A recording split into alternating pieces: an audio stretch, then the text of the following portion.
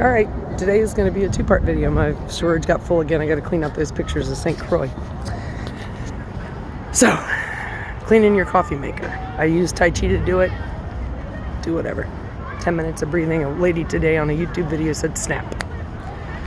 When stuff is frustrating you, or you're getting angry, or you're feeling sad, in a moment of life, to physically snap both fingers and move. That was her little nugget of advice, so try that one. I don't know, just keep trying stuff new, man. Don't give up hope. In case you missed it in any other video, my middle name is Hope.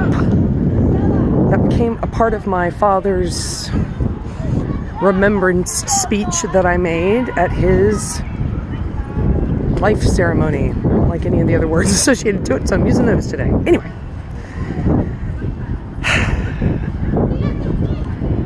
Grief. Grief. Grieving the loss of pets, whether they are passed from the earth or not. The loss of relationships, the loss of money, the loss of jobs, the loss of houses, the loss of friendships, the loss of time, the loss of age, the loss of beauty, loss of perceived what you should be, blah, blah, blah, blah, blah. Over decades of living, I'm now 50, right? I got a lot accumulated up. So here's the magic trick though. In college, late one night, as we were discussing the philosophies, thinking we kind of had it all, we were starting to figure it out. You know, I mean, we were 21 now, after all. We must know something by now. My friend Chris Wells and I were up late talking, and he had some theory, concentric circle of life. I forget what his was, and I was like, no, it's an equilateral theory. And I drew out, we had this, I don't know what we were drawing on, but some board on the wall, and I drew a straight line with a dot in the center, and that equaled perfect boredom. Oop, boredom is here. So the most exciting thing you could do over here is the most boring your life could be over here. But I think now, having lived for 50 years and mulled that theory over a little bit more, that in grief, that's certainly true. For as much as you have loved, when a loss occurs, that's how much your heart hurts. And if you watch the series Friends, you might remember their theory of, like, however long you were together, there was a half-life to getting over the breakup of a relationship. So if you're in for 20 years, you got 10 years to get over it. I hope that's not true. But I do know for myself, having lost my dad last year, that when I start to get really sad or feel guilty about what I could have done better as a daughter to support him, and maybe have changed the results. I certainly wrestle with that even more with Adam, who took his own life a month after my dad died. A friend. It's really hard with him to lean over to the love side, so just cross back over the boundary. Instead of being boredom, it's just neutral. The grief is all the way over to the right. I don't know why, but it is for me. And the joy is all the way to the left, the love. So, I try to think what they would say to me now. If I could talk to them right now, what would we be talking about? What would they advise me in this situation? Or what would they say to make me laugh? Or what would they think of this thing I just created? Or these videos that I do?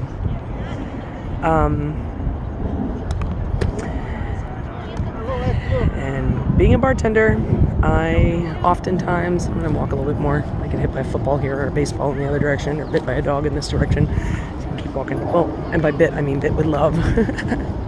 I love all the dogs. Yeah.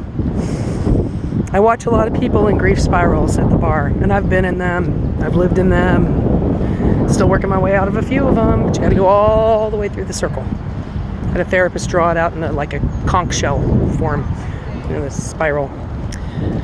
And if you don't walk all the way out to acceptance, you'll jump right back into it. And if you've got a lot of loss, think about it. You got, like, it's literally juggling balls up in the air, balls of grief. So you better find ways to celebrate those people that you loved, because that's what they would want for you. They would want you to be happy. They would want you to be smiling. They would want you to be moving on. They would want you to be embracing the next love, the next passion, doing something creative, doing something different.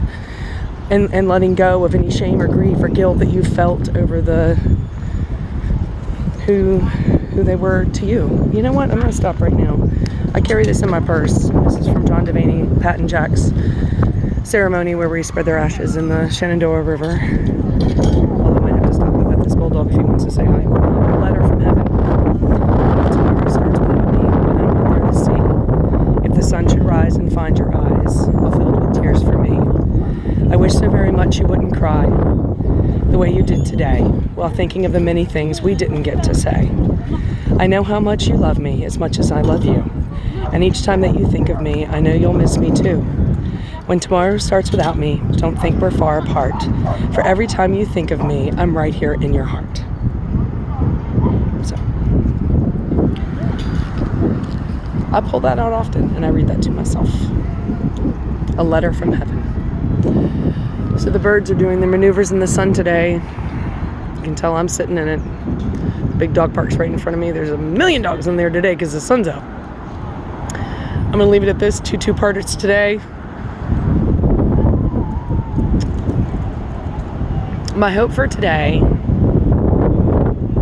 is that you will join Team Caddy to try to make yourself better. Not better at something, but I'll tell you what, if you practice something, you are going to get better at it. When I was talking about Gregory Hoffman, I was talking about my Tai Chi, I'm talking about some things I'm memorizing right now. It's not easy to do it in the beginning, and you muck it up a lot, and then all of a sudden one day it sort of snaps and you got it. And then you can't remember a time when you didn't know it. Hello. Hello, fluffers. So commit to better. Commit to you. Commit to love. Commit to hope. Listen, I don't always feel it. I didn't. That's why I'm out here in the sun. I decided to get out of my room and stop with my head down in the videos and journaling and writing and making a plan and figuring it out. It's Sunday and I gotta go to work. I got tomorrow off. Hopefully we'll get some more good weather. I think it's supposed to rain. Whatever. Just glad to be here. Glad to be here in Herbert Von King Park. Von King Park ball field. All these little fluffy dogs. So have a blessed day. Thanks for joining me in Caddyland, and we'll do it again tomorrow. Got some good quotes for you coming up. Some stories to tell. All right. Take it easy, y'all.